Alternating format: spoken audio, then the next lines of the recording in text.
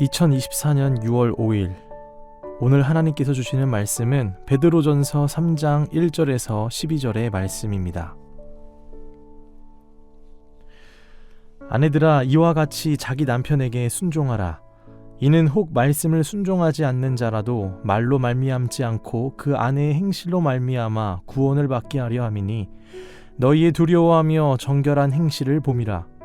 너희의 단장은 머리를 꾸미고 금을 차고 아름다운 옷을 입는 외모로 하지 말고 오직 마음에 숨은 사람을 온유하고 안정한 심령에 썩지 아니할 것으로 하라. 이는 하나님 앞에 값진 것이니라. 전에 하나님께 소망을 두었던 거룩한 부녀들도 이와 같이 자기 남편에게 순종함으로 자기를 단장하였나니 사라가 아브라함을 주라 칭하여 순종한 것 같이 너희는 선을 행하고 아무 두려운 일에도 놀라지 아니하면 그의 딸이 된 것이니라. 남편들아, 이와 같이 지식을 따라 너희 아내와 동거하고 그를 더 연약한 그릇이요 또 생명의 은혜를 함께 이어받을 자로 알아 귀히 여기라. 이는 너희 기도가 막히지 아니하게 하려 함이라. 마지막으로 말하노니 너희가 다 마음을 같이하여 동정하며 형제를 사랑하며 불쌍히 여기며 겸손하며 악을 악으로 욕을 욕으로 갚지 말고 도리어 복을 빌라. 이를 위하여 너희가 부르심을 받았으니 이는 복을 이어받게 하려 하심이라. 그러므로 생명을 사랑하고 좋은 날 보기를 원하는 자는 혀를 금하여 악한 말을 그치며 그 입술로 거짓을 말하지 말고 악에서 떠나 선을 행하고 화평을 구하며 그것을 따르라.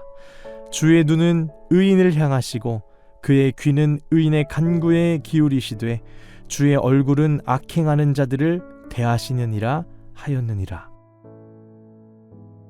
오늘은 가정과 공동체에서 복을 상속받는 비결이라는 제목으로 하나님의 말씀 선포하겠습니다. 베드로는 오늘 말씀을 통해서 아내들과 또 남편들에게 순종해야 할 것들을 알려주며 권면하고 있습니다. 첫째로 아내들에게 이야기합니다. 1절에 아내들아, 이와 같이 자기 남편에게 순종하라. 이는 혹 말씀을 순종하지 않는 자라도 말로 말미암지 않고 그 아내의 행실로 말미암아 구원을 받게 하려 함이니.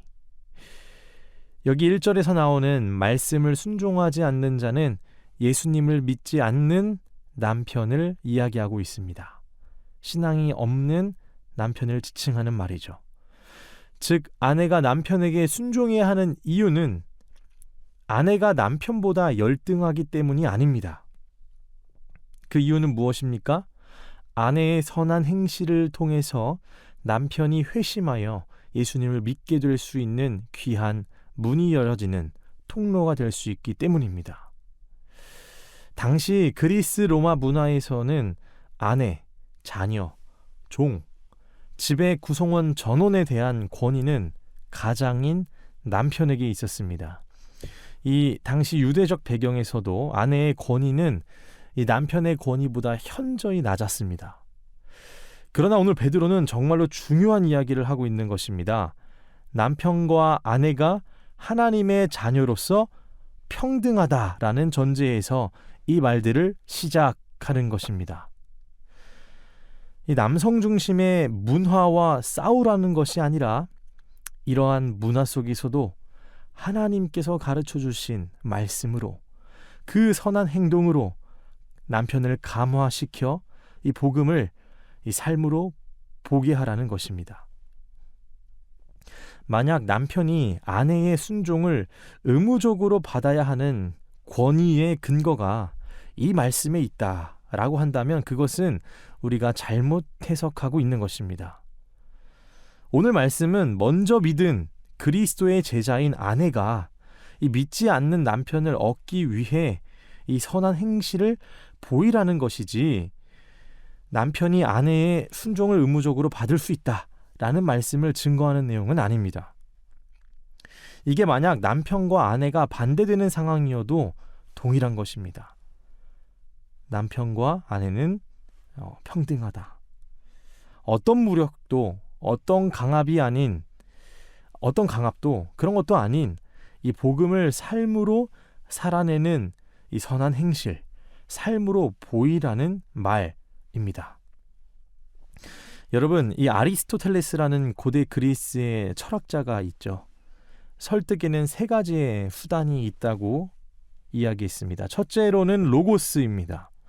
전하는 내용의 논리와 그 메시지 자체입니다. 아무리 멋있게, 또 아무리 또 그 내용이 길게, 또 크게 큰 목소리로 이야기해도 이 전하는 말들의 논리와 알맹이가 없다면 설득을 할 수가 없는 것이죠. 이 둘째로는 파토스입니다. 일종의 카리스마 같아요. 이 청중의 정서와 감정을 자극할 수 있을 만한 여러 행동을 통해 어떤 언변과 강세, 감정적 호소 등등을 통해서 설득하는 거예요. 그게 바로 파토스입니다. 마지막 셋째로는 에토스입니다. 말하는 자의, 그 말하는 사람의 인격입니다. 여러분, 똑같은 말이라도 전하는 자에 따라서 다르게 느껴지기도 하죠. 이 사람에게 진실성이 있고 또 그 사람이 항상 그동안 삶이 성실했고 또 그 사람의 삶을 보면은 이런 말을 할 수 있을 정도로 신뢰가 가는 사람이지. 네, 그 사람의 삶, 인격입니다. 여러분, 이 3가지 로고스, 파토스, 에토스가 이 설득에 다 중요한 요소이지만 오늘 본문의 말씀에서 이야기하는 이 선한 행실을 볼 때는 이 에토스와 깊은 연결점이 있음을 보게 됩니다. 즉, 아무리 천사의 아름다운 말을 할지라도 무엇이 없으면 울리는 꽹과리와 같다고 하죠? 사랑이 없으면입니다. 즉, 다시 말하면 아무리 합리적이고 이성적인 말과 사람을 압도하는 언변이 있어도 그 사람의 삶의 진정성과 사랑이 없다면, 그러한 삶이 없다면 그 사람이 이 복음을 전하는 데는 효과적이지 못합니다. 구원을 받기 위해서는 오직 은혜로만 받지만 은혜로 구원받은 사람은 또한 반대로 선한 행실이 나오지 않으면 안 되는 것이죠. 더불어 이 당시에는 그리스 로마 문화에서는 아내가 남편을 또 가르치는 행위는 남편과 가정의 수치였습니다. 이런 문화에서는 어쩌면 말보다는 훨씬 더 선한 행위가 큰 효력을 가지게 되죠. 그래서 오늘 이 1절과 1절의 내용으로 봐서 우리가 이 선한 행위, 그의 삶, 아내가 나타내주고 있는 정결한 삶, 그것이 중요하다라고 할 수 있겠습니다. 그런데 그 선한 행실이 그럼 도대체 무엇이냐 하면 2절부터 4절에 나와 있습니다. 너희의 두려워하며 정결한 행실을 봄이라. 너희의 단장은 머리를 꾸미고 금을 차고 아름다운 옷을 입는 외모로 하지 말고 오직 마음에 숨은 사람을 온유하고 안정한 심령에 썩지 아니할 것으로 하라. 이렇게 말씀하고 있습니다. 그러니까 눈에 보이는 외적인 것을 꾸며서 나타내는 것이 선한 행실이 아니다. 거기에는 능력이 없다는 것이죠. 오직 마음에 숨은 사람. 그게 무엇이죠? 우리의 심령 속에 있는 예수님을 닮아가려는 인격. 온유함으로 썩지 아니할 것으로 살아가는 그 삶 자체가 바로 선한 행실이라는 거예요. 하나님을 두려워할 줄 알고 그분 앞에서 코람데오의 정결한 삶을 사는 삶. 그러면서 남편을 존경하고 순종하는 삶. 그것이 선한 행실이고 그것을 통하여 복음을 영접할 수 있는 귀한 능력의 길이 된다라고 이야기하고 있습니다. 이어서 7절입니다. 이제는 믿는 남편들에게 이야기합니다. 남편들아, 이와 같이 지식을 따라 너희 아내와 동거하고 그를 더 연약한 그릇이요 또 생명의 은혜를 함께 이어받을 자로 알아 귀히 여기라. 이는 너희 기도가 막히지 아니하게 하려 함이라. 믿는 남편들에게 하는 말씀입니다. 여기서 말하는 지식을 따른다 라는 말이 무엇일까? 남편들아, 이와 같이 지식을 따라. 여기서 지식은, 이 지식의 핵심은 바로 하나님 앞에서는 이 남편과 아내가 하나님 나라라는 선물을 함께 받는 이 공동 상속자로서 평등하다는 것입니다. 즉, 생명의 은혜를 함께 이어받을 자이기 때문에 남편들은 아내를 귀하게 생각하라 라고 이야기하고 있습니다. 문화에 따라 남편과 아내의 신분을 정의해버리지 말고 부부의 이 존재 권위는 하나님의 말씀에 있다는 것입니다. 여러분, 이 사실을 기억하는 게 정말 중요합니다. 우리 부부의 관계에서 높낮이를 정의하지 말고, 그리고 어떤 벌어오는 수익, 그리고 또 나이, 그런 개념으로서의 부부를 어떤 권위를 정의하지 않고 우리는 하나님의 말씀의 권위에 부부를 맡기는 거고 정의하는 것입니다. 우리는 하나님의 공동상속자다. 하나님 나라를 이어받을, 그 선물을 이어받을 공동상속자로 생명을 함께 이어받을 자다라는 이 의식이 부부에게 정말 필요하다라고 말할 수 있겠습니다. 다만 신체적으로 체력이 약한 아내를 오늘 이 본문에서는 연약한 그릇으로 표현하며 아내를 귀히 여기라고도 말씀하고 있습니다.